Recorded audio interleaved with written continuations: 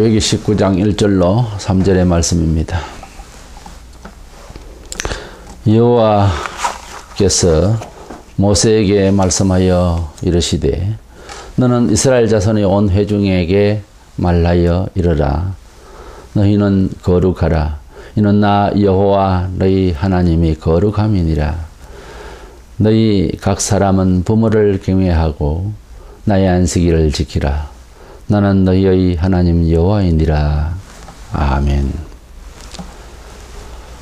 하나님의 백성답게 사는 삶의 초석으로서 부모 공경과 안식일 성수를 말씀하셨습니다.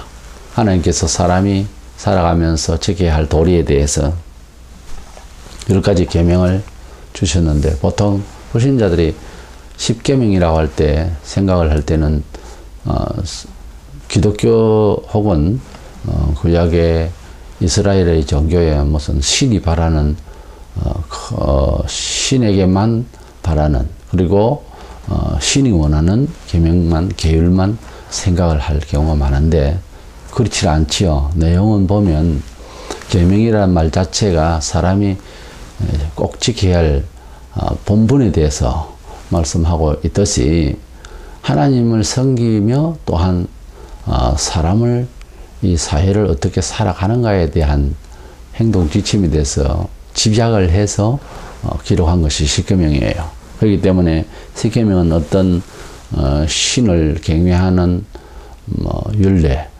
그것만이 아니라는 것을 우리가 기독교인이면서도 분명하게 해야 되고, 부모를 또한 공경하라 하는 이것이 계명에 있는데, 이 계명이 구약의 계명은 아니라 신약에서도 이렇게 부모님을 공경할 것에 대한 교훈이 계속 기록되고 있고, 주님이 또한 명하셨습니다.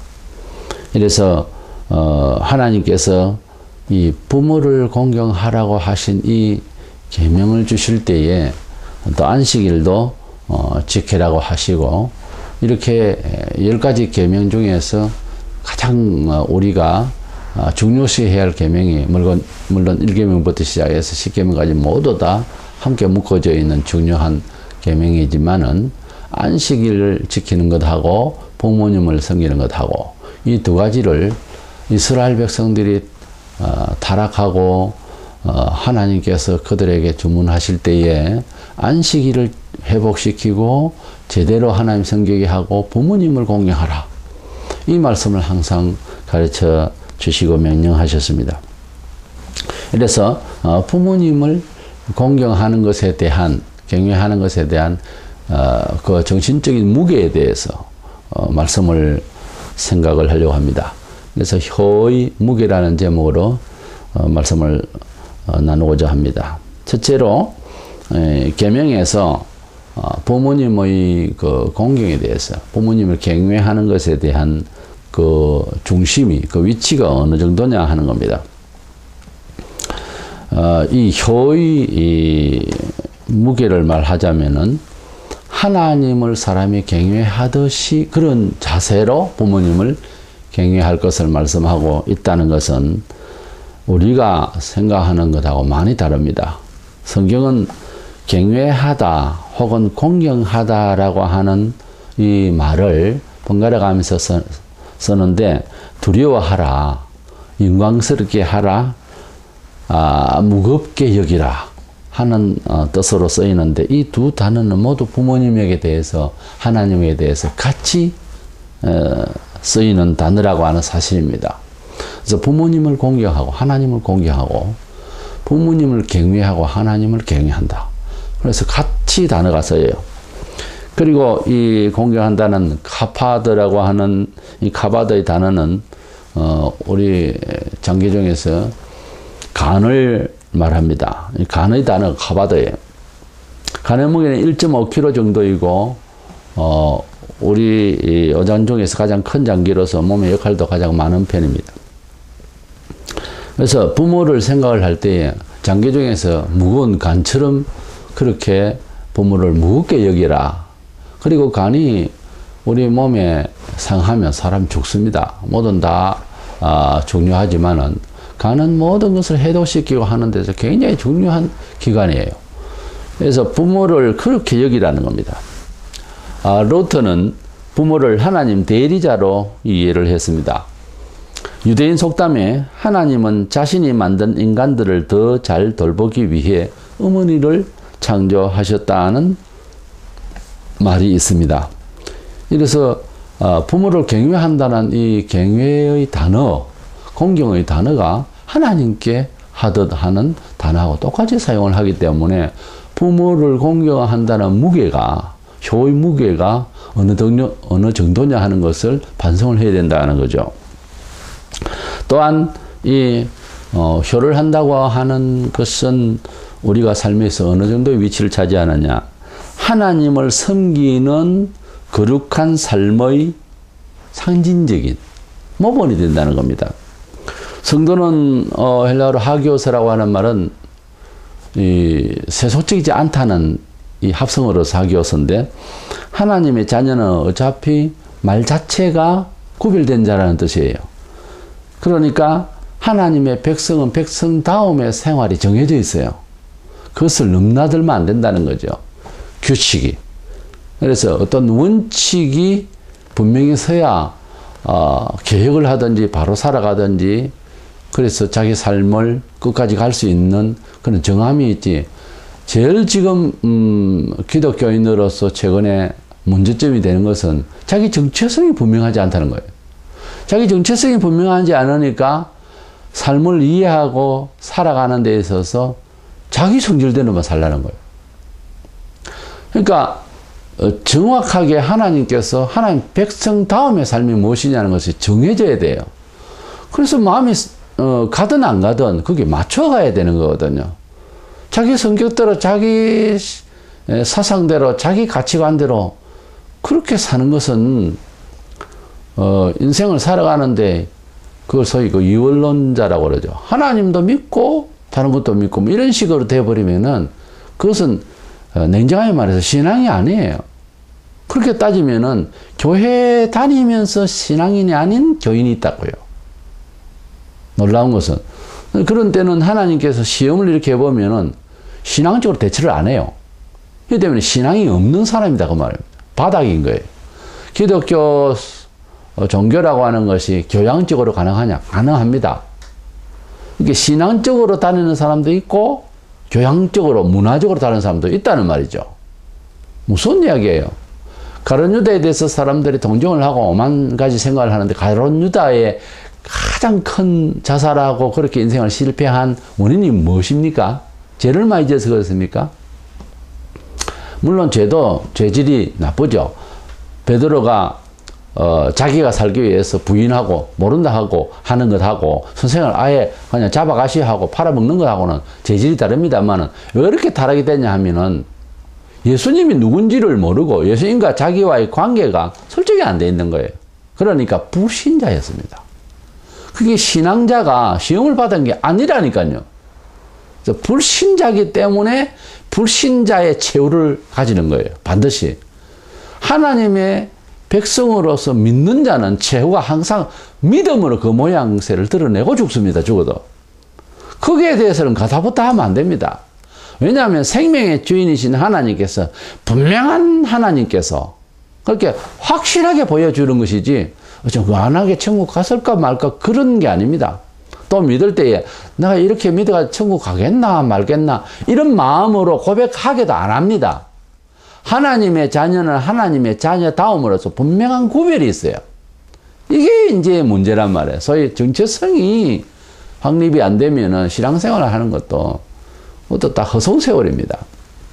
때문에 우리는 하나님의 자녀로서의 자녀다움의 삶이 어디에서 드러나야 되느냐 하는 겁니다. 데살로니가전서 4장 3절에 하나님의 뜻은 이것이 너희의 거룩함이라. 하나님께서 거룩하라고 하는 말은 이것은 어떤 종교적 분위기라는 말이 아니고 사람이 살아가는 데 있어서 질을 말해요. 그러니까 어떤 식으로 사느냐 하는 삶의 방식이 목적에 따라서 변화받고 구분되고 구별되는 이런 불신자와의 그런 차이점을 말합니다. 이런 구별이 없이 산다고 하는 것은 이미 신자가 아닙니다. 물론 시험을 받아서 그렇게 이제 신앙이 옅어지거나 타락하거나 하는 경우도 발생을 합니다. 그런데 가룟 여자처럼 3년 동안 줄기차게 예수님을 구주로 못 믿어지는 이런 거는 불신이에요. 그럼 불신이란 말이에요. 많은 증거를 보여주는데 안 믿는다는 거죠. 본문에 2절에 너희는 거룩하라고 했는데 이 거룩하다는 이 카도시라는 말은 분리를 하는 겁니다. 기름과 물이 이렇게 분리가 되듯이 분명하게 분리를 하고 구분을 짓는 것을 거룩이라는 뜻이에요. 그래서 하나님께서 성도들 보고 거룩하라 이랬는데 그 거룩한 삶의 현장에서 보여줄 수 있는 그런 평가를 할 수 있는 내용이 뭔가 하니까 부모를 공경하면서 주변 사람들로부터 저 사람 달라져 보인다. 저 사람 다르게 산다. 저렇게 살아야 되겠다 하는 정도로 우리 삶 속에서 우리 사회 여러 가지 조직 사회에서는 거치대하는 경우가 많지만 가정이라고 하는 것은 주변 사람들에게 아주 정평을 할 수가 있는 그런 객관성이 있는 거예요. 일반 사회 조직 속에서 예의를 갖춰야 하는 것은 그 끝나고 나면 돌아서서 욕하는 경우도 있단 말이에요. 그러나 가족이라고 하는 것은 모든 주변 사람에게 모범이 되어서 평가를 좀 더 객관적으로 내릴 수 있는 게 가정이에요. 그렇다면 그 가정에 있어서 성도들이 지켜져야 되고 표시되어지는 게 뭐냐 하면은 부모와 자식의 관계입니다. 그렇죠? 가정이라고 하는 것은. 그래서 그 가정이 이제 거룩하냐 안 하냐 구분된 삶이냐 아니냐 하는 것은 결국은 부모님을 어떻게 경외하느냐 하는 이런 분위기로서 그런 자세로서 보여주게 되는 거죠. 그래서 디모데전서 5장 4절에 보면 먼저 자기 집에서 효를 행하여 부모에게 보답하기를 배우게 하라 이런 말씀이 있습니다. 이건 신약의 말씀이죠. 육아의 경전 얘기해 보면은 어버이의 허물은 있고 그 아름다운 떡은 공경하라 그런 말이 있습니다. 물론 동양적인 윤리에서 나온 거지만은 근데 자기 부모의 부족을 세상에 알리는 것이 하나님 뜻인 줄 알고 떠벌리는 이런 불효자식도 있는 것 같습니다. 참으로 그것은 망령된 일이에요. 인생을 살아가면서 그렇게 이해를 본인도 부모가 되면서 그런 말을 한다고 하는 것은 부모의 잘못을 뭐 세상에 덜추어내 가지고 뭘 어떻게 보여주겠다는 겁니까? 유대의 학자가 부모님을 경외함에 대해서 이렇게 말했어요. 아버지의 뜻을 거역하거나 아버지의 자리에 앉지 아니하는 것이 경외하는 것이며 아버지가 말씀하시는 것을 반대하거나 흠을 잡지 않는 것이다 그랬어요. 우리가 동양권에서 부모를 이해하는 것하고 하나님을 알고 있는 유대인들이 부모님을 알고 있는 것하고 공통점이 뭔가 하면은 두려운 분이고 어려운 분이다 그 말입니다. 이것은 천국의 진리예요. 짐승들도 본능이 그렇게 발휘를 하게 합니다. 그래서 우리가 부모님을 가볍게 여긴다고 하는 것은 성경을 반대하는 이야기입니다. 성경은 분명히 무겁게 여기라고 되어 있어요. 그래서 부모님을 가볍게 여기고 이해를 아주 우습게 해버리는 심지어 돈을 좀 가지고 있으면 부모님 무겁게 여기지고 돈도 없으면 그냥 부모님을 우습게 보는 이런 세태가 어떻게 복을 받겠습니까? 이것은 하나님 앞에서 기독교인으로서는 도저히 안 맞는 생각입니다. 우리의 부모님에 대한 이해, 효의 그 중심의 무게가 어느 정도냐 하는 것을 알고 살아야 됩니다.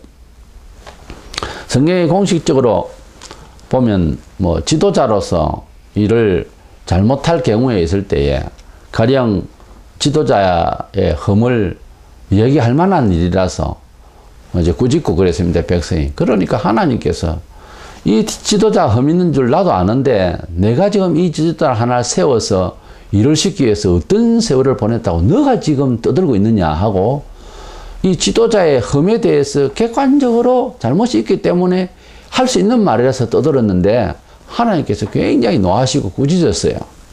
그런데 하물며 부모가 흠이 있다고 해서 부모를 업신여긴다. 이건 말이 안 되는 거예요. 사회 조직 속에서 지도자가 흠이 있어서 나무라는 것도 하나님께서 가만두지 않는데 부모를 경홀히 여가줘서 어떻게 그 잘하는 것이라고 하겠어요. 신명기 27장 16절에 그의 부모를 경홀히 여기는 자는 저주를 받을 것이라고 그랬어요. 우리가 사회 지도자도 잘못이 있으면 나무래니까 하나님께서 그런다고 해서 아주 꾸짖고 그러시는데 하물며 자기 부모의 잘못을 지적을 하고 떠벌린다고 해서 좋아하겠습니까? 우리가 같은 사람이지만 부모에 대한 태도는 굉장히 하나님께서 상부를 아주 중하게 이렇게 가하십니다. 셈, 함, 야벳정에서 그래 함과 그 아버지의 그 벌거벗고 있는 모습을 보고 밖에 나가가지고 엉뚱한 소리를 하고 하는 그 장면이 나오잖아요. 노아가 포도주에 취해서 자고 있을 때 더우니까 뭐 옷을 벗은 상태였겠죠. 근데 그 모습을 그렇게 떠벌리는 것이 형제들이 떠벌리는 것이 얼마나 잘못이면은 노아가 예언을 할 때 저주를 해버려요. 우리가 부모에 대해서 어떻게 이해하느냐 하는 것은 굉장히 중요합니다. 아주 현실적인 이야기예요. 뭐 스펙을 쌓고 세상에 돈을 열심히 벌이고 그보다 더 중요합니다. 우리가 신경을 쓰고 돈을 많이 벌고 모은다고 해서 모아집니까? 인생이 그렇게 해서 행복해집니까? 아니잖아요. 예. 얼마든지 경험할 수 있고 직간접으로 알 수가 있잖아요. 사람이 애를 쓴다고 모든 거 다 되는 것이 아닙니다. 정상적인 궤도로 가야 되는 거예요. 그 정상적인 궤도가 내가 곧 길이요 진리요 생명이라는 예수의 뜻이란 말이에요. 예수님을 믿어 여전히 그것을 아직 발견하지 못한 사람들이 숱합니다. 사람이 살아가고 사람이 행복하고 사람이 생명을 건지는 길은 예수에게 있어요. 그것을 예수 믿으면서 계속적으로 알지 못하고 그것을 모르고 교회를 다닌다고 하는 것은 참 안타까운 일이에요. 입만 벌리면 무조건 예수가 돼야 됩니다. 모든 결과적인 심판은 예수에게 있어요. 예수는 하나님 아들로서 심판의 권세를 가진 분이고 그분이 하시고 내려주신 모든 교훈은 아버지의 말씀이에요. 하나님 말씀이란 말이에요. 그렇기 때문에 우리가 예수님의 교훈대로 살아가는 것이 정상적이다 말이에요. 조선 중기의 학자 이인은 하는 말이 인간이 지을 수 있는 죄가 3000가지가 있는데 그 중에서 가장 큰 죄는 바로 불효의 죄다 그랬어요. 이렇게 아주 부모님에 대해서 동양이나 서양이나 간에 또 유대인들이나 부모님을 가볍게 여긴다고 하는 것은 기본적으로 삶이 뿌리째 흔들립니다. 그렇게 되면. 그래서 우리가 부모님을 어떻게 공경해야 되고 그 부모님의 공경함이 우리 삶에 있어서 어느 정도 중심을 갖게 되느냐. 내 삶의 구분된 성도의 삶의 모본이 되는 겁니다. 그것부터 해야 된다는 거예요. 그 다음에 부모님을 경외하는 것은요, 섬기는 인격적인 그 신앙의 인격적인 기초를 쌓는 것입니다. 우리 가족이라고 하는 것은 소사회라고 하는 작은 사회의 사람의 관계, 그리고 아리 위에 이런 어떤 태도와 그리고 서로 의논하게 되는 결과를 보게 되는 이런 사회의 삶의 기초가 가족에서부터 좀 소수지만 요즘 같은 경우에는 더 소수지만 그래도 의논을 하고 거기에 위계 질서가 있고 그렇지 않습니까? 가정의 철학이 있고 이것이 점차 모여서 사회를 이루는데 가족이 가지고 있는 삶의 룰 그리고 삶의 내용은 곧 사회에 나아가서 나타내 보이는 인격을 쌓는 그런 기초를 준비하는 곳이에요. 그렇기 때문에 부모님을 섬긴다고 하는 것은 따로 떼어놓고 이해할 것이 아니라 사회를 내가 잘 살아가기 위한 하나의 기초를 쌓는 이런 것으로 생각을 해야 됩니다. 주일 하루를 예배 중심적으로 구빌되게 불신자와 구빌되게 살아가는 이 주일 성수 소위 하는 것은 일상적으로 살아갈 때 월요일부터 토요일까지 소위 살아갈 때 일상의 삶에 있어서 구분되고 그리고 옳게 살아가는 이런 것들을 위한 하나의 그 패턴으로서 기초를 쌓는 거예요. 하루를 그렇게 성진적으로 잘 살아가는 것은 그것을 마다하고 딴소리를 하고 신학적으로 또 뭐 똑똑한 척 이렇게 떠들면 안 됩니다. 뭐든지 우리가 상징적인 일을 잘해야 예를 들어서 뭐 태권도라는 것도 운동을 할 때도 이제 H자로 이렇게 기본 이제 그 훈련이 있어요. 그래서 그 기본적 동작을 잘해야 다른 동작이 응용이 되는 거죠. 무슨 일이든지 그렇거든요. 어떤 기본적인 게 있는 거예요. 그래서 항상 기본적인 것을 잃어버리면 다른 것이 잘 안 됩니다. 왜냐하면 기본적인 거라고 하는 것은 여러 가지를 시너지로 나타낼 수 있는 것이 무엇일까를 마련한 것이기 때문에, 그래서 교과서라고 하는 것이 그런 의미가 있거든요. 교과서적이다는 말도 그렇고, 기본적인 것이 되어져야 뭐 다른 것을 이제 응용을 하는 데에 반듯하게 바로 나올 수가 있는 거다. 그래서 사회의 인격체가 어디서 나오느냐 하니까 가정에서 어떻게 컸느냐에 따라서 그것이 나온다고 말해요. 그렇기 때문에 가정 철학이라고 하는 것은 굉장히 중요한 거예요. 예수님께서 오셨을 때에 유대인들이 부모를 경외하는 것에 대해서 너무도 현실적이고, 소위 고르반주의라고 그러죠. 너무도 현실적이고 이래서 얼마나 사람들이 타락을 했는지 모릅니다. 그리고 하나님을 섬기는 것도 뭐 성전을 강도의 굴ler로 만들고 안식일에 이러한 태도들이 엉망이었어요. 그래서 주일을 소위 말하면은 구별되게 살지를 않는 사람은요, 또 부모님 가족에 있어서 제대로 이제 섬기는 일에 불분명하거나 잘못될 수가 있습니다. 그래서 하나님을 잘 섬기는 사람은 부모님을 잘 섬기게 되고, 또 부모님을 잘 섬기면서 주일 잘 이렇게 하나님 앞에 거룩되게 지내는 사람은 이게 통일이 되게 돼 있어요. 그런데 주일을 마음대로 산다는 것은 하나님 섬기는 것을 예설한다는 말이죠. 그렇게 하면은 자연히 뭐 가족적인 생활과 인격적인 사회 인격적인 이런 문제도 발생을 한다는 말이에요.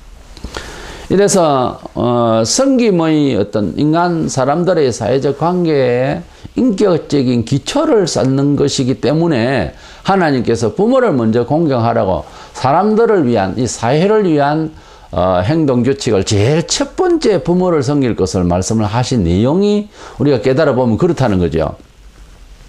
그렇다면은 부모님을 이렇게 공경을 하고 하나님을 경외하듯이 그렇게 하게 되면 어떤 일이 생기느냐 하니까, 모든 계명에는 보상이 사실 따릅니다. 행위 규칙은 그 행동을 하면 복을 받고 행동을 안 하면 그만인 것이 아니라 벌이 가해지죠. 예수님을 믿어서 구원을 받지만은 어떤 하나님께서 요구하시는 거룩한 참 좋은 행동의 규칙대로 살면 복을 받고, 그리 안 살면 벌을 받습니다. 이래서 부모님을 경외하고 효를 다할 때 하나님께서 우리는 당연히 해야 되는 일이면서도 복을 주신다는 거죠. 신명기 5장 16절에 너는 너희 하나님 여호와께서 명령한 대로 네 부모를 공경하라. 그리하면 네 하나님 여호와가 네게 준 땅에서 네 생명이 길고 복을 누리리라 그랬습니다. 우리가 효행을 하는 것은 지당한 일인데도 하나님께서는 복 주시기로 이렇게 약속을 하셨습니다. 신약에도 에베소 6장 2절에 내 아버지와 어머니를 공경하라. 이것은 약속이 있는 첫 계명이니라고 했습니다. 그렇기 때문에 우리가 부모님을 공경한다고 하는 것은 본성적으로 혹은 당연한 의무로 지각이 있으면 그렇게 하게 되지만, 그 일에 대해서는 하나님께서 복을 주신다라고 하는 것입니다. 부모님은 하나님처럼 절대적이지는 않습니다. 그래서 부모님을 우리가 경외할 때에는 절대적이거나 완벽해서 부모님을 공경을 한다든지 이런 가치로 상대적인 이런 평가를 내려서 그래서 무식하니까 아무렇게나 대하고 이렇게 해서는 말이 안 되는 이야기입니다. 하나님은 완전하셨어 그러면 경외할 만해서 하고, 부모님은 뭐 너무 부족하니까 그냥 예사로 치고, 이건 있을 수 없는 일이에요. 하나님께서는 완전하시면서 완전하신 자에 대한 경외라는 단어를 쓰는데, 불완전한 사람인데도 경외라는 단어를 쓴 것은 딱 모든 사람 가운데 부모님에게만 그래라고 했습니다. 성경을 보면은 이런 사회적 관계에 있어서 교회도 관리를 할 때에 잘못된 것에 대해서는 징계를 하거나 권징일이 있는데, 자식이 부모를 권징하라는 말은 안 나옵니다. 부모는 하나님처럼 완전치는 않는데 완전하신 하나님께 대하듯 하는 단어로서 경외하고 공경하라 했거든요. 이것이 우리가 주목해야 될 내용인 거예요. 그래서 우리는 부모님을 경외하고 부모님을 공경하는 것에 대한 그 무게에 대해서, 효의 무게에 대해서 너무도 지식적으로, 너무도 이러한 물리적으로, 그리고 뭐 심지어 인격적으로 이런 식으로 이제 부모를 대하려고 하는 이런 이 말세에 사고를 바꿔야 됩니다. 그런 뭐 완전해서 존경할 만해서 뭐 세상적으로 그 시대에 갖추어진 것이 뭐가 있었어, 아니면 물질이 있었어, 그래서 부모님을 달리 보고 하는 것은 그건 잘못된 거예요. 만약에 그렇게 부모님을 이해하고 바라본다면은 그것은 복되지를 못합니다. 그것은 잘못 보고 이건 뭐 없을 때는 어떻게 할 건데요. 그래서 부모님을 경외한다는 효의 무게는 하나님께 경외하듯이 하는 정도로 되어 있고, 이 모든 사회의 삶의 모든 부분에 있어서 표본이 되고 모범이 되고 표준이 되는 겁니다. 삶의 모든 관계의식이 부모님을 어떻게 이해하느냐에 하는 만바탕에서 사회를 살아가게 된다는 거죠. 그래서 부모님에 대해서 효를 하는 것은 억지가 아니고 이것은 당연하면서도 하나님 명령이면서도 우리에게 대단히 유익하게 되는 그런 삶의 어떤 면에 있어서 세상의 기초를 부모님께 효를 하는 것으로 이렇게 하나님은 우리에게 명하시고 원하시는 것입니다. 그래서 아무쪼록 오늘날 이 시대 과학화되어 있고 상당히 물리적으로 이해하는 이런 삶을 살아가고 있는 이 비극적인 이 마지막 시대에 부모의 인격적인 이 관계, 그리고 효를 행한다고 하는 이 눈앞에 보이고 피부적으로 느끼고 감각이 되어질 수 있는 이러한 부모님을 경외하는 그 심정이 있어야 하나님을 섬기는 안식일에 우리가 제대로 지킬 수가 있고 그렇습니다. 오늘날 교회 생활을 주일날 하는 거 보면 표가 나지 않습니까? 주일날 오전에 한번 삐끔 보이고 오후에는 잘 보이지도 않는 이런 한국교회의 실정이 과연 부모님을 잘 공경할 수 있는 성질이 될 것인가 하는 거예요. 하나님을 그런 식으로 경외하는데 부모님을 경외할 수 있을까? 그리고 그렇게 부모님을 이해하고 그렇게 하나님을 그런 식으로 믿으면 사회에 바로 살아갈 수 있을까? 답이 나오지 않습니까? 엉망이 되고 있는 거예요, 지금. 그렇기 때문에 한국교회가 살아가는 게 뭘까? 주의를 성수하고 부모님을 공경하는 겁니다. 어떤 면에서는 부모님을 공경해서 더 귀중했고 그것이 우리에게 먼저 체험이 되어지는 중요했기에 이 본문의 3절에 부모님을 경외하고 나의 안식일을 지키라고 이렇게 바꿔놨겠습니까? 이래서 우리가 잘 되고 우리가 일어설 수 있고 우리가 회복받을 수 있는 것이 무엇일까?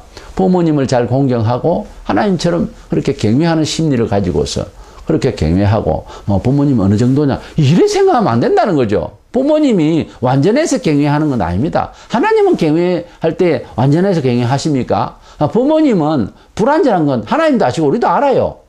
그렇지만은 경외하고 공경하는 것을 같은 단어를 쓰고 있다니까요. 불완전해도 하나님 경외하듯이 하면 해야 되는 거예요. 그래서 경외하고 그리고 주일을 거룩하게 구분되게 이렇게 잘 하나의 삶의 그 패턴으로서 하루를 잘 지킬 때에 일생은 그렇게 살아가는 중심이 되는 거예요. 부모님 잘 섬기면 사회를 잘 그렇게 살아갈 수 있는 사람, 주일 성수를 잘 하면은 일상의 삶을 잘 살아갈 수 있는 사람이 된다는 거예요. 그러니까 이렇게 중요하다는 거예요. 이것을 알고 부모님께 효를 하는 이 무게가 어느 정도 귀중한 것인지를 잘 깨달아서 효를 다하는 저와 여러분 되시기를 축원합니다.